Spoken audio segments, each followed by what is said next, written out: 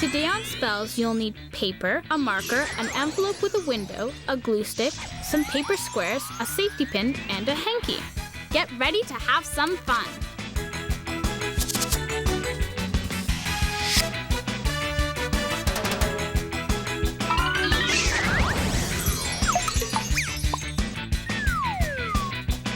Hi, welcome to another fun-filled episode of Spellz. I'm Bridget Hall. And I'm Jay Sankey. And as you can see, we're just hanging around. Good one, Bridge. Now, in case you're wondering how we got here, today's show is called Lick and Stick. And it's all about magic tricks that involve licking and sticking, and, well, we sort of got carried away. These things can happen when you work on a magic show. But, Jay, how are we gonna get down? I wonder what Houdini would do. He'd probably escape. Let's make some magic.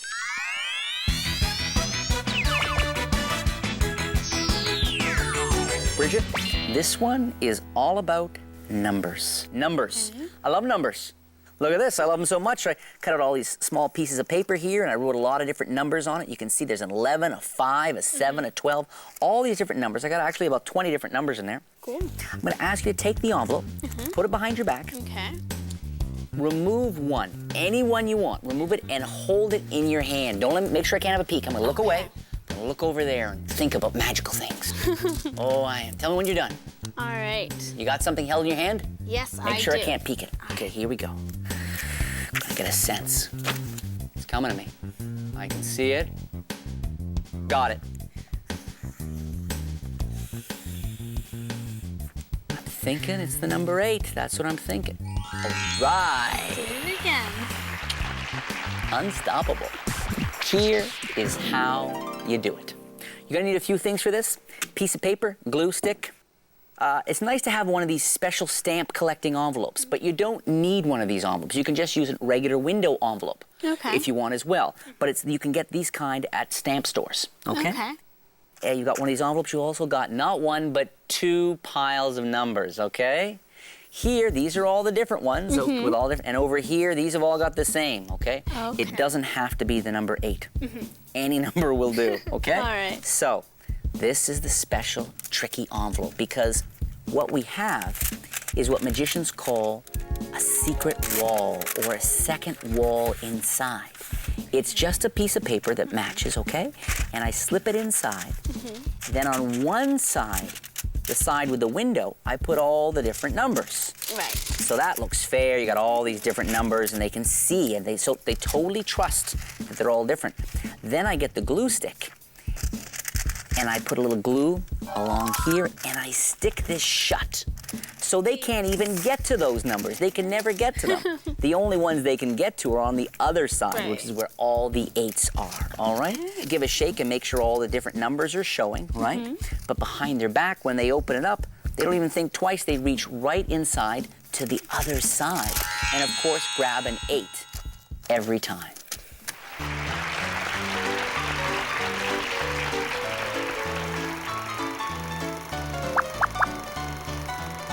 Jay, you can see there are tons of different numbers in this envelope, right?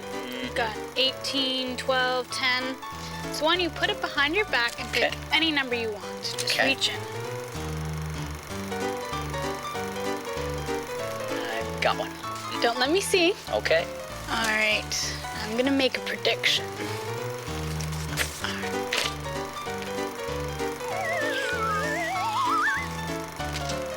I think I got it. What number did you pick?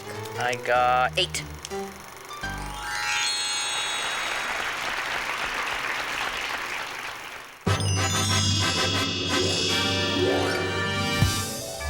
Good evening. Welcome to another installment of Houdini's Buography. Bridget? Jay, tonight, Houdini. Jay? Whatty, Bridget? Houdini, Jay. I know. I was joking. Bridget. Hilarious, Jay. Tonight, one of Houdini's most famous escapes. One of Harry Houdini's most dazzling spectacles was performed in front of 80,000 people. It was known as the straitjacket escape. Houdini was bound in a straitjacket with his ankles shackled and tied with rope. He was then raised by a crane. people gasped as he hung upside down, suspended hundreds of feet in the air, while thrashing and twisting about to make his escape. By now, the audience was not only spellbound, but terrified. But not to fear, Harry Houdini always managed to escape.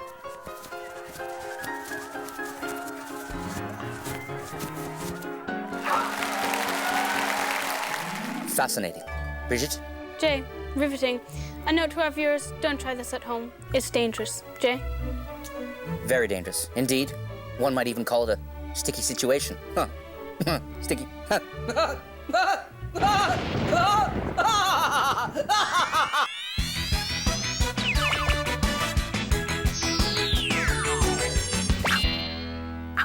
Check it out. That's a real safety pin, right? Careful. It's sharp. Ooh. Lock that right through it. Look at that. Right in the handkerchief. But watch the magic. Just like this, I can do this. Ow, ow, ow, ow, ow. And right off. And still, the handkerchief is completely untorn. Here is how you do it. You're gonna need two things. One very safe, one not so safe, even though they call it a safety pin, okay? Gotta be careful here. You're gonna need a cloth handkerchief, okay? And kind of one of the bigger size safety pins, but you really should be careful, like I said, because they can be quite sharp, right? So you gotta be careful with this. It starts by me looking like I take it and kind of stick it through the side. I mean, that's very convincing. It looks like I've just skewered it, right through. But I actually didn't do it, okay? All I did was lay the pointy end sort of against it and then do a little bit of a kind of a poke gesture, but I didn't actually poke it through, and I just close this on it. So I don't actually stick it through. I actually just kind of place it over and then close it, and it fits right inside. Then, if you just pull it down, you get this nice, it sounds like it's tearing, okay? But my favorite part is when you get near the end and you give it a big tug and it comes right off, relooks, and notice that as I was going along, okay, boom, boom, you kind of gather it up in your hand. Okay. Because you don't want them to be able to see it's not torn. Right, okay? So you pull it along, and then at the end, you perform this magic gesture, open it up, and they see impossibly the handkerchief is completely unharmed.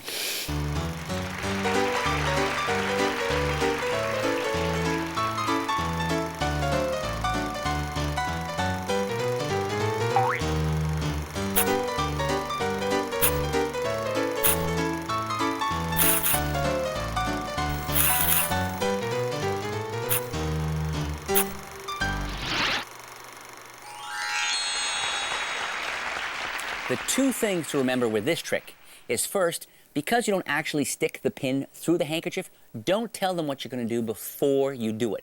Just pretend and they'll assume that they know what you just did.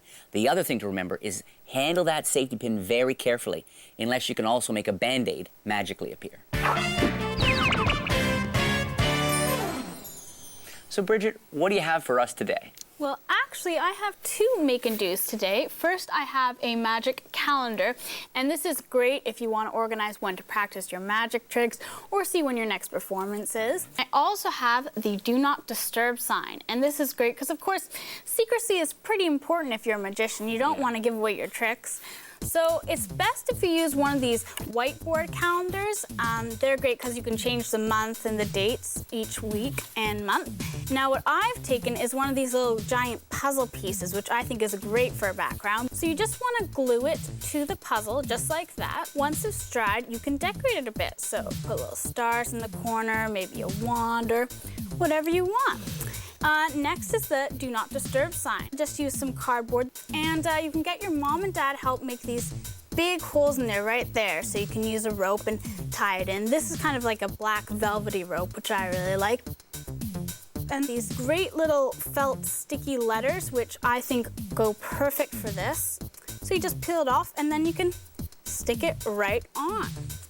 And what you can even do is you can actually tape this to the back of the calendar, so you can just flip them around whenever you want. So they can be totally connected one after the other? Yeah, that's right. What a great way to combine them.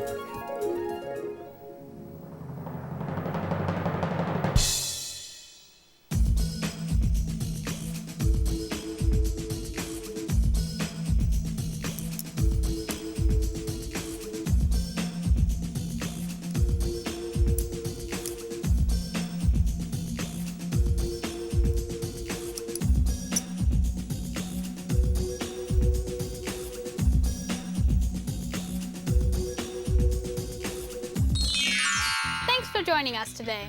Boy, that Houdini stunt really was a sticky situation. Sure was. Hey, Bridget, would you like to see a sticky situation we can really sink our teeth into? Sure.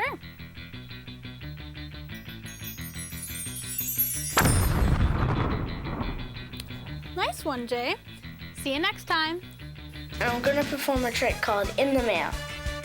First of all, you take an envelope, both the strings going straight through, no cuts. So I cut right up the middle of it, and abracadabra, it's in one piece.